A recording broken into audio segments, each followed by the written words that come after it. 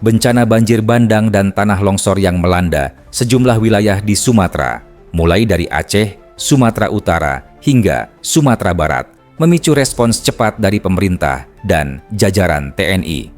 Dalam situasi krisis ini, ribuan warga terdampak, puluhan rumah rusak berat, dan sejumlah daerah masih terisolasi akibat akses darat yang terputus. Dari sisi militer, TNI Angkatan Laut bergerak cepat mengerahkan kekuatan penuh untuk mendukung penanganan darurat. Dalam waktu singkat, 5 kapal perang, 2 kapal bantu rumah sakit, serta 5 helikopter diberangkatkan dari berbagai pangkalan laut. Armada besar ini membawa bantuan logistik skala besar, mulai dari bahan pangan, obat-obatan, pakaian, tabung oksigen, hingga perahu karet untuk menjangkau wilayah yang masih terisolasi. Tak hanya mengirim logistik, TNI AL juga menurunkan pasukan penyelamat berkemampuan khusus. Personel dari Kopaska dan Dislambair diterjunkan untuk mempercepat proses pencarian dan evakuasi korban, terutama di titik-titik sulit yang hanya dapat diakses melalui jalur udara. Dengan dukungan helikopter, bantuan diharapkan bisa langsung dijatuhkan ke daerah-daerah prioritas tanpa harus menunggu jalur darat kembali terbuka. Selain itu, 2 kapal rumah sakit, KRI Dr. Soeharto 990 dan KRI Dr. Rajiman Wedyodiningrat 992 juga turut diberangkatkan. Kedua kapal tersebut membawa tim medis lengkap dan fasilitas kesehatan modern seperti ruang operasi, ICU, hingga fasilitas rawat jalan. Kapal-kapal ini diperkirakan tiba di kawasan bencana dalam 2 hingga 4 hari, bergantung pada kondisi cuaca dan rute pelayaran.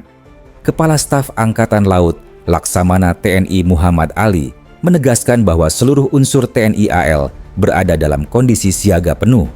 Ia memastikan seluruh operasi bantuan dilakukan secara terkoordinasi dan terukur.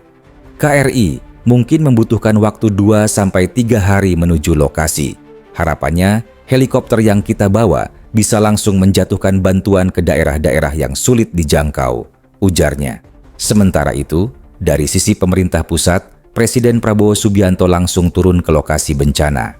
Pada Senin, 1 Desember 2025, Presiden meninjau Tapanuli Tengah, salah satu wilayah yang terdampak paling parah. Di sana, banjir bandang dan longsor menyebabkan kerusakan signifikan, memutus akses desa, dan memaksa ribuan warga mengungsi. Dalam kunjungannya, Presiden Prabowo menyempatkan diri menemui warga yang masih terlihat lelah dan syok.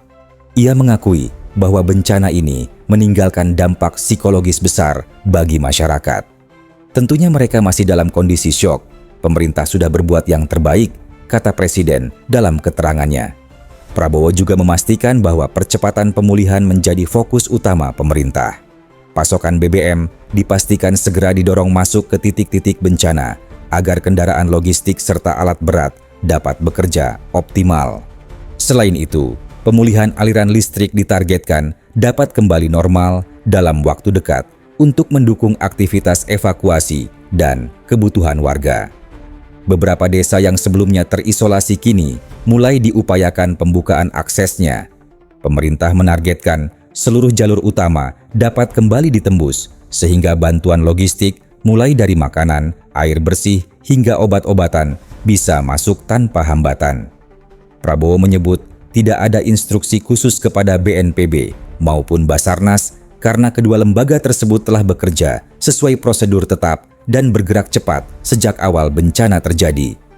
Usai memantau Tapanuli Tengah, Presiden Prabowo dijadwalkan terbang menuju Aceh untuk melihat langsung proses penanganan bencana di wilayah tersebut. Kunjungan beruntun ini menjadi bentuk komitmen pemerintah untuk hadir aktif di tengah masyarakat dalam situasi darurat. Demikian laporan perkembangan terbaru penanganan bencana di Pulau Sumatera.